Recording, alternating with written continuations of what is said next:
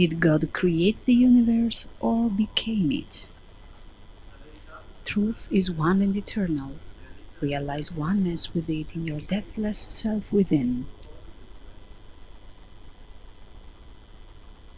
The following commentary is based on the teachings of Paramahansa Yogananda.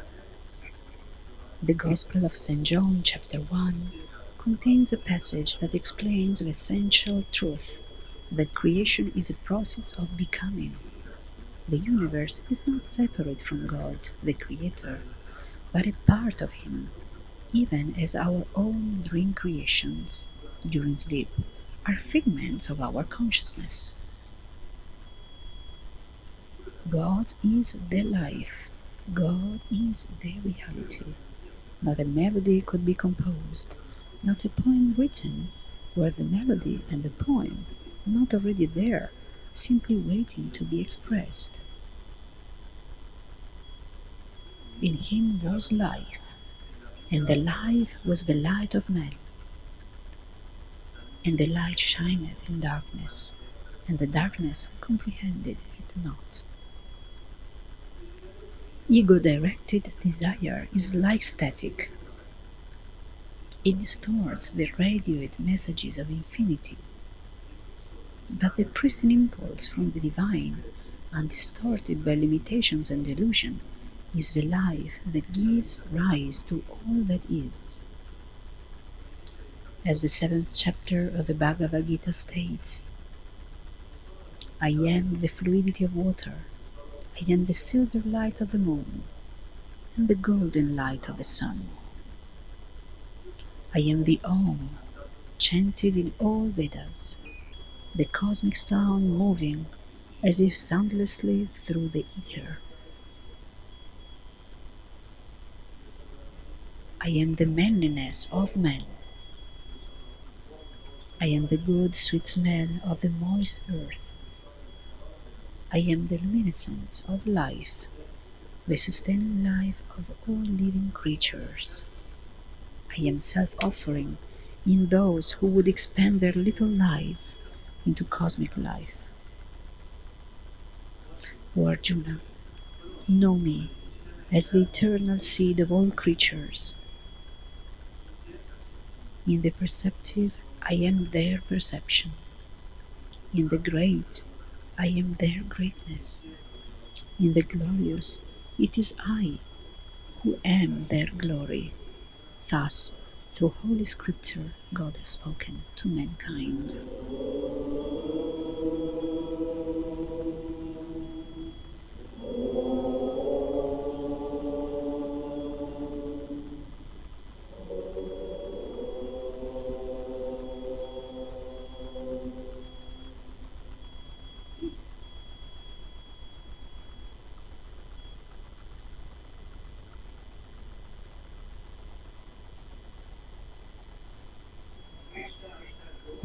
In this season, here at Ananda, we can see every year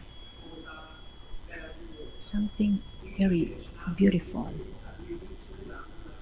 Those who came here at the beginning of the year already saw that. In the morning, when we have the sun toward Assisi, toward Gubbio and Perugia, we see a white ocean where little islands come up. They really look like the isolated islands. That is very beautiful. When we see that, we can imagine, we can say, God, you are so wonderful, so beautiful.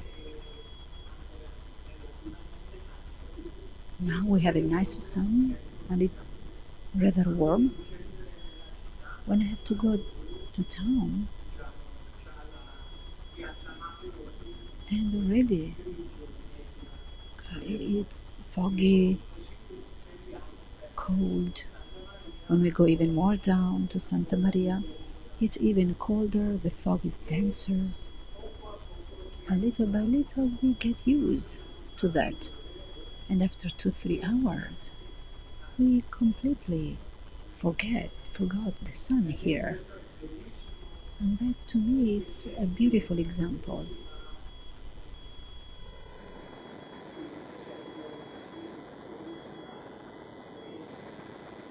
Metafora. It's a beautiful metaphor of spiritual life. Swami said that all circumstances in time, in relationships, in any circumstances are neutral. So it is us, it is our reactions that make these circumstances beautiful or not. For example, we have a new school, we had to move the school, and it really seemed a bad thing. We had to move everything in a short time. But the new school is a dream, it couldn't be more beautiful. So, what at the beginning seemed just a problem, something negative, a disturb for us, it's now an incredible blessing. So, very often in our lives, when we have problems with someone, difficulties, in the end we realize that difficulty will help us to see God in that person. We can try to send prayers to this person, we can try to be kind without and living in the state where we are angry or not loving. I remember once I was in my car and I didn't like someone driving style. But I learned that when I had that impulse of reacting, I learned to bless that person because it's an experience that frees us. Because we think, oh, this person is driving so badly, he's so crazy. One thing we have to think is that we don't know why that person is behaving in that way. Maybe this man woke up and was angry because the wife was too critical or the children were quarreling. So we don't know why that person is misbehaving. So let's find more love. Swami told us that everybody is in search for God. Everybody is searching Satchitananda. But sometimes it's hard to see. So if one morning we wake up, it's beautiful. If, as the first thing, we can thank God because we have a healthy body, we have a roof above our heads, we are warm in our beds. We don't think that these things are not for granted. Think of the people who don't have these things. And we can send them energy, we can pray for these people. As we just chanted, to the people who suffer, our comfort. So God is really everything. So it is important to see God in everything and to understand. We cannot do even a step without God. It's better to do every step with God. Because if we forget God and we criticize circumstances and people, we won't go forward. We don't have to do huge things. It is really the small thing that count. Because little by little, these little things in everyday life, thanks to the divine grace, will become bigger and bigger. Small things like blessing others, not only the negative or those who look negative, But everybody, maybe when we walk on the road, I read a blog Devi wrote, and she said, when I'm flying in a plane and I look down and I see the lights in the houses, I think, oh, all these lights are people living their lives.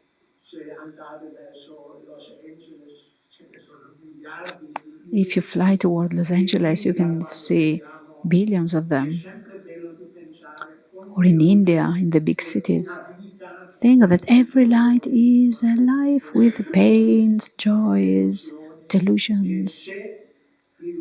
And if we can ask God and the Masters to bless each light with His light, we already do an important job, an important work. When we look at the scales of our daily life and we see the negative and positive, let's try to put more weight on the positive side. We will live in a better way, and the world will grow toward the light. And you know, there is an incredible need in these times of light. So don't enter the trap. I think very often of the political life, the things happening. That is a trap. You are easily disgusted. Even there, consciously send light and pray also for these people who are misbehaving. And maybe we might misbehave in their position, we don't know. They have a lot of responsibility. If they do good or bad, it's their responsibility. But we have to add the life of God, send the life of God in any circumstance of our life and of others' life. In that way, we will improve the world around us. And you will see it will become better and better. So now the days are becoming longer. So acting in that way, sending blessings, we really create more light. We allow the divine light to become more present. I thought of a story I recently read, and I would like to share it with you. You can find it in Swami's book, The Path, The New Path, on chapter 32, if you want to read it again, because it's very beautiful. In this story was told to Swami by the great saint Ramya, who was a disciple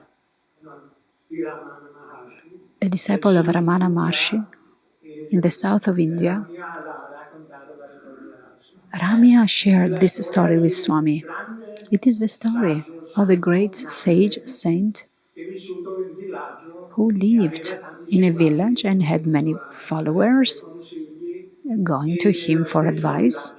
In the same village, there was another saint who had many followers as well. And he used to work with pottery. One day there was an incredible big spiritual ceremony, and that saint, the one who worked with pottery, who was loved by everybody, he had the inspiration of walking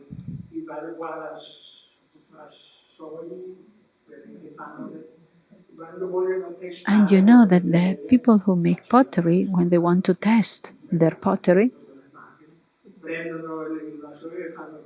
they test the vase on their head, and if it sounds well, it's good.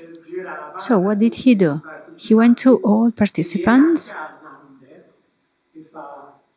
and also to the other saint. He knocked and he said, "In that vase there is a hole, and all the followers of Gandev, this saint, said, how does he dare to say that of our saint? Anyway, he went to the temple and he went to Krishna and said, Lord, I love you. You give me visions. Why did you allow that man to say those bad things about me? And Krishna answered, Dear Gandev, I can give you visions, I can instruct you, but I can help you to go out from, but I cannot take you out from delusions. You need someone who already did that path. You need someone to show you the way. You are missing a guru. And he said, okay, can you tell me the name of my guru? And Krishna said, yes, it is this name and he lives in that village far away. So, Gandev wanted to do what Krishna said. He went to that village and he asked for that saint that Krishna mentioned. And everybody in the village said, you really? That man is crazy. Do you really want to go there? And he said, yes. He went there. And they said, he is usually around the temple, so if you go to the temple, you will find him. So he went there, Gandev went there. In the temple, lying down, there was an elderly man, a very weird, strange hair, and he said, this for sure is not the man Krishna mentioned. But when he went closer, he saw that the feet of this elderly man were on the Shiva Lingam, and that is absolutely disrespectful. So he went there and said, what are you doing with your feet on the Shiva Lingam? That's not possible, that's not acceptable. He opened his eyes and said, I'm so old. I cannot move. Please move my feet far from the Shiva Lingam. So Gandev took the feet of the elderly man and moved them toward left. And the Shiva Lingam appeared there. So he moved the feet toward right. And the Shiva Lingam was there. So he turned the elderly man, but wherever he put the feet of this elderly man, the Shiva Lingam moved or appeared. So he understood that God is everywhere. Then that elderly man stood up, touched the heart of that man and of Gandev, and he went to Samadhi. Please read that chapter because it's very beautiful. The description is beautiful because Gandev said, I saw first all the village, then the whole India, then the universe, and I understood it was me. This is not my little self, but my highest divine self. And then he lived a beautiful life. He went around chanting, praising God, always in Samadhi. One day, he went back to his old temple where he used to worship Krishna, and Krishna said, where have you been? You came here every day. Where did you brought me gifts, you worshipped me.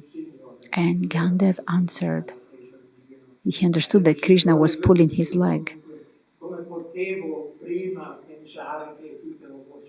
And he said, how could I think that I might realize you only in this temple, in this narrow space? So this is a wish for you that through our techniques, through the circumstances of our life, that we might realize the same. We are very blessed with Ananda, with all these teachings. So my wish for you, and to myself as well, is that we can make this step, one step after the other, toward the realization of the self, realizing that God is in us, in everything and everybody, omnipresent, and that God is the only thing that can fulfill the desires of our soul. God is also in the big and small challenges. And I also want to share another short story about Therese of Lisieux, to demonstrate how we can do a lot with a little. She was in a monastery where there were many old nuns complaining all the time and made the life of the young nuns really difficult. And Teresa thought, so she was in the convent because she loved God. And she always prayed to God, God, help me to see a good thing in that nun, let's say, Nun Agatha, who was really not nice. And she prayed, and she was never able to see anything good in that nun. But one day, when it was really cold outside, she saw that bad nun taking his dress and putting some crumbs, some bread crumbs in her dress, in her apron. She went out and she gave the crumbs to the birds, also calling them.